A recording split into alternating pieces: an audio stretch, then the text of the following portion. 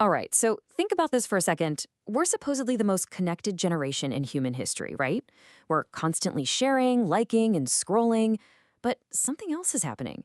A new kind of tribe is starting to emerge from within this digital noise. And you definitely know these people. Their profile picture hasn't been updated since like 2018. Their stories are a barren wasteland. They are the digital ghosts.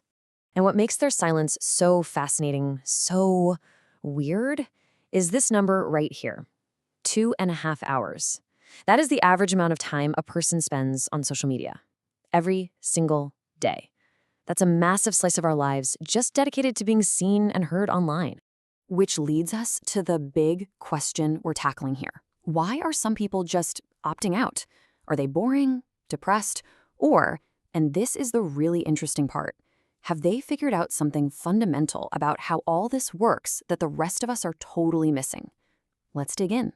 Okay, so the first big reason, and this one is huge, is just the crushing pressure of it all. The pressure to perform, because what started out as a casual, fun space has morphed into, well, something else entirely.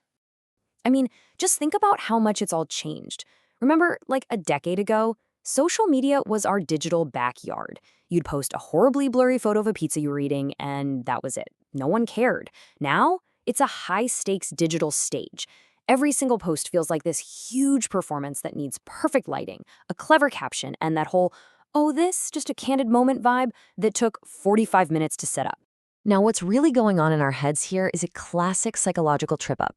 It's called the spotlight effect. It's that nagging voice in your brain that's absolutely convinced everyone is going to notice that one weird thing you did or that your photo is like a millimeter off center.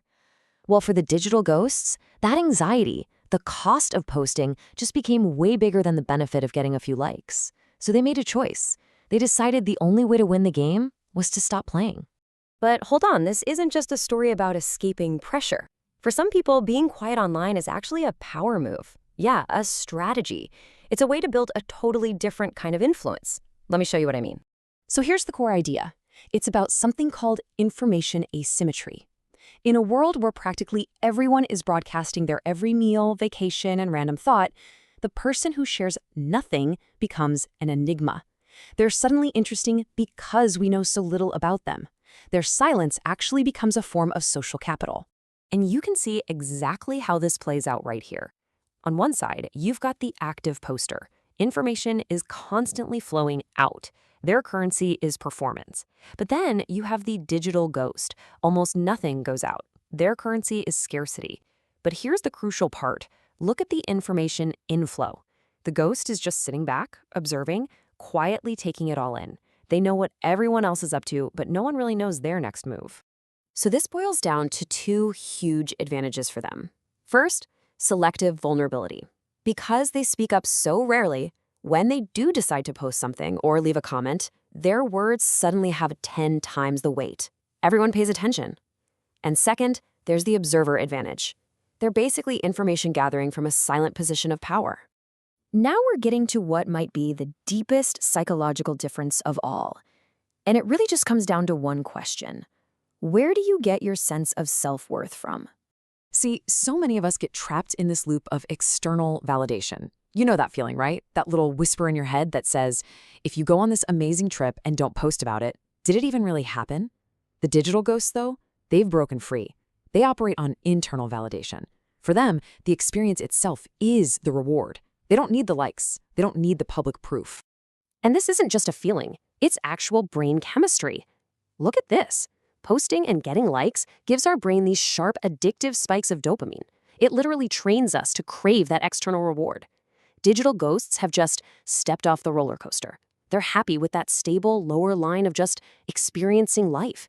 They went to the gym for the health benefits, not the mirror selfie. They took the vacation for the memories, not the geotag. And to be clear, this isn't about being antisocial. Not at all.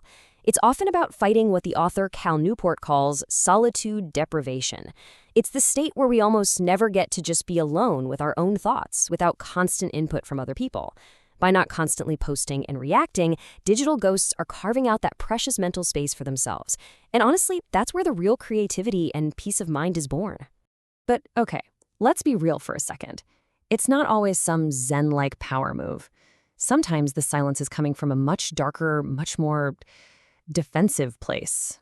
It's really important we acknowledge this part of it.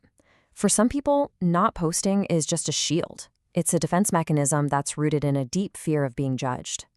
Or maybe it's perfectionism paralysis, where nothing you create ever feels good enough to share. And for others, it's just plain old social anxiety, the absolute terror of being seen by the world and being found wanting. So all of this leads us to one fascinating final question.